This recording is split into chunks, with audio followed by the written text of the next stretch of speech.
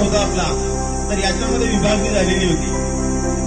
मराठवाडा जो आहे तर हा हैदराबाद स्टेटमध्ये जोडलेला होता आणि उर्वरित जो महाराष्ट्र आज आपल्याला दिसतोय तर हा महाराष्ट्र मुंबई प्रांत जो होता तर हा गुजरातमध्ये होता.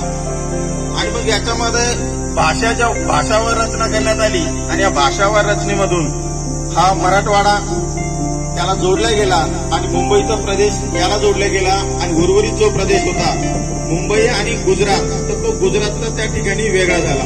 म्हणजे गुजरात आणि महाराष्ट्र